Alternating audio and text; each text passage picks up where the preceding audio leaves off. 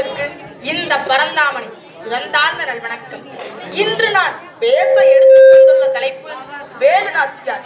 வேலு நாச்சியார் என்ற உடனே பெண்களுக்கு மனதில் ஒரு வீரம் எந்திருக்கிறது. அப்படிப்பட்ட பெண்மணியை பற்றிதான் நான் பேச போகிறேன். ராமநாதபுரத்தை ஆட்சி செய்த செல்லமுத்து மகரின் ஒரே மகள் வேலு நாச்சியார் பல கலைகளை கற்றுத்திறந்து பல மொழிகளை கற்றார். முத்துவடுகநாதனை மணந்து அவரோடு சிவகங்கையை ஆட்சி புரிந்து வாழ்ந்து கொண்டார்.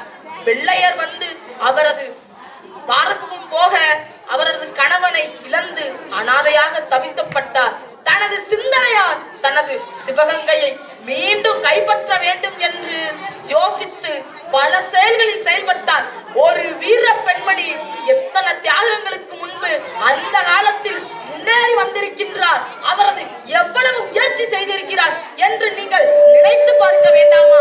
ஜான்சிராணிக்கு முன்னாடியே வெள்ளையரை எதிர்த்து ஆட்சி புரிந்து ஜெயித்தவர் நம் வேலு நாச்சியார். வேலு நாச்சியாரை பற்றி யாரும் கவலைப்பட வேண்டாம். பெண்மை காண்டி எத்தனையோ பேர் இந்த காலத்தில் கவிதை எழுதும் பொழுது அந்த காலத்தில் பெண்மைக்காக போராடியவர் அவர். அவரது சிந்தனை எப்படிப்பட்டு இருந்தது தெரியுமா? தனது உயிரை தியாகம் செய்து சிவகங்கை மீட்பதற்காக உயிரை தியாகம் செய்த புயலியை அவரது மனது அவரது சொற்பொழிவு எவ்வளவு ஆர்ப்படுத்திருக்கும். வெள்ளையனி கிடங்குக்குள் அவரது உடம்பை பத்த வைத்து எரிந்து அந்த கிடங்கையே பற்ற வைத்து தனது உயிரை தியாகம் செய்து தமது சிவகங்கையை ஆட்சி புரிந்திருக்கிறார். அப்படிப்பட்ட வீரப்பெண்மணியை நாம் மறக்கலாமா? இனிபோதும் சொல்கிறேன், வேலு நாச்சியாரை நீங்கள் மறக்க வேண்டாம். பெண்களுக்காண்டி அவர் எவ்வளவு தியாகம் செய்திருக்கிறார்.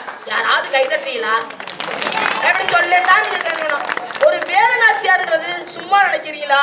வீரமங்கை வேலு நாச்சியார் ஒரு பெண்மை எப்படி முன்னேறி வந்திருக்க வேண்டும் என்று அவரது வாழ்க்கை நமக்கு பாடம் கற்று தந்திருக்கிறது. யாராவது முன்னாடி இருந்து அவரது வாழ்க்கையை படிச்சு பார்த்திருக்கீங்களா? இதுக்கும் நான் தான் சொல்லணுமா? எல்லாரும் கைதட்டுங்கன்னு. ஒரு பெண்மை எப்படி வந்திருக்கணும்னு உங்களுக்கு தெரியாது. அதுக்காண்டிதான் ஒருத்தவன் பாடுகிறான், பாரதியார், பெண்களை வீட்டில் பூட்டி வைப்போம் விந்தைத்தளி மனிதர் என்று. அவரது கவிதையில் என்ன தெரிகிறது? சும்மார் அல்ல, பெண்ணை வீட்டில் பூட்டி வைக்காது, அவர் வெளியில் ஆட்சி புரிந்தால் எப்படி எல்லாம் செயல்படுவார் என்றுதானே அப்படி ஒரு கவிதை எழுதியிருக்கிறார். பெண்மை காண்டி வெள்ளையர் பயந்தார். ஒரு பெண்மை ஆட்சி புரிந்தால் இந்த இந்திய அரசு எப்பொழுது வல்லரசாக மாறி இருக்கும் என்று பேசுகிறார். அப்படிப்பட்ட வேலு நாச்சியாரை நாம் மறத்தல் தகுமோ?